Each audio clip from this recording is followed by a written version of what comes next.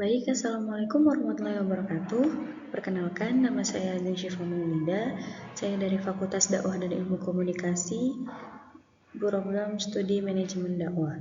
Dan dalam video ini, saya akan mempresentasikan sebuah tema penting dalam ulumul Quran, yaitu mukjizat Al-Quran. Yang pertama ada definisi kemukjizatan Al-Quran. Kemukjizatan Al-Quran, pengertian secara bahasa yakni al-i'jaz, berarti melemahkan atau membuat tidak mampu. Dan secara istilah, kemukjizatan Al-Quran adalah keistimewaan Al-Quran yang tidak bisa ditiru manusia dari segi bahasa, isi, hukum, dan pengaruhnya. Dan itu sebagai bukti bahwa ia berasal dari Allah Subhanahu wa Ta'ala. Baik, di sini di slide selanjutnya ada dalil kemukjizatan Al-Quran. Terdapat di dalam Quran surah Al-Isra ayat 88 yang artinya, katakanlah sungguh jika manusia dan jin berkumpul untuk membuat yang serupa dengan Al-Quran ini, mereka tidak akan mampu membuat yang semisalnya, meskipun mereka saling membantu. Maksudnya adalah ayat ini menunjukkan bahwa Al-Quran bukanlah karya manusia atau jin, melainkan wahyu dari Allah Subhanahu wa Ta'ala yang tidak bisa ditandingi. Bahkan seandainya semua manusia dan jin bersatu pun saling bahu-membahu dengan kemampuan terbaik mereka, tetap tidak akan mampu menciptakan yang serupa dengan Al-Quran, baik dari segi bahasa, struktur, kandungan hukum, maupun nilai-nilai spiritualnya.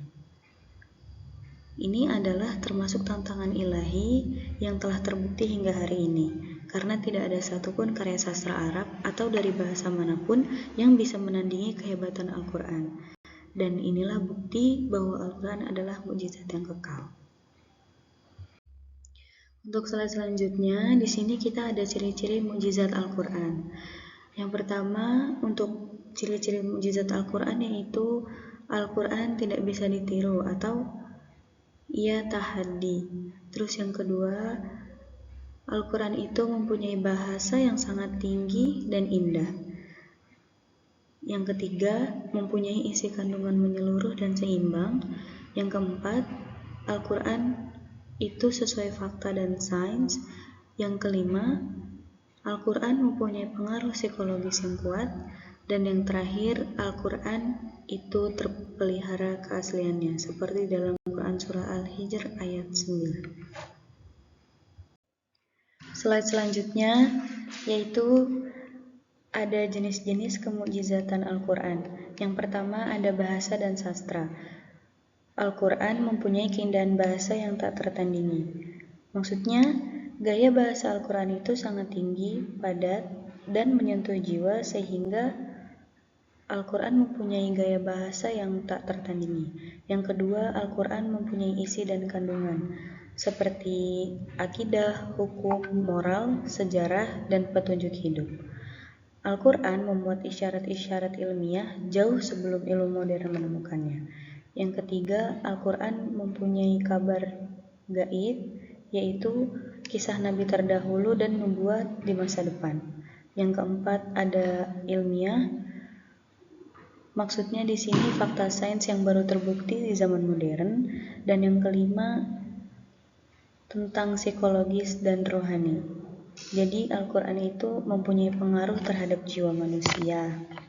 Membaca dan merenungkan ayat-ayatnya itu bisa menenangkan hati dan mengubah perilaku manusia.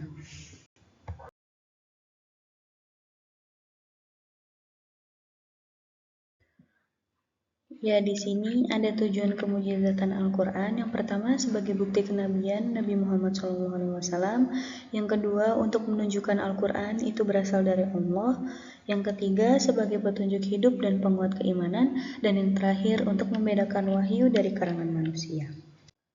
Jadi kesimpulannya, Al-Quran adalah mukjizat terbesar yang diturunkan oleh Allah Subhanahu wa Ta'ala kepada Nabi Muhammad SAW sebagai petunjuk yang abadi dan tak tertandingi oleh siapapun hingga hari kiamat.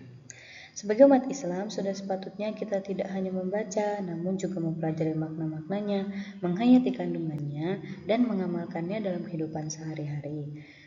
Dan dengan menjadikan Al-Quran sebagai pedoman hidup, kita akan senantiasa berada dalam jalan yang lurus, penuh berkah, dan insya Allah diridhoi oleh Allah Subhanahu wa Ta'ala. Seperti di dalam Quran Surah Al-Isra ayat 9 yang artinya, sesungguhnya Al-Quran ini memberikan petunjuk kepada jalan yang paling lurus. Nah, ayat ini juga menunjukkan bahwa Al-Quran adalah sumber utama petunjuk hidup bagi umat manusia. Ia tidak hanya memberi arahan yang benar dalam urusan agama, tetapi juga dalam kehidupan sosial, ekonomi, dan moral. Al-Quran juga membimbing kita menuju kehidupan yang berkah di dunia dan keselamatan di akhirat. Maka, marilah kita berusaha menjadikan Al-Quran sebagai sahabat hidup kita. Dibaca setiap hari, direnungi artinya, dan diamalkan dalam setiap langkah kita. Mungkin hanya ini yang bisa dapat saya sampaikan, kurang lebihnya mohon maaf. Wassalamualaikum warahmatullahi wabarakatuh.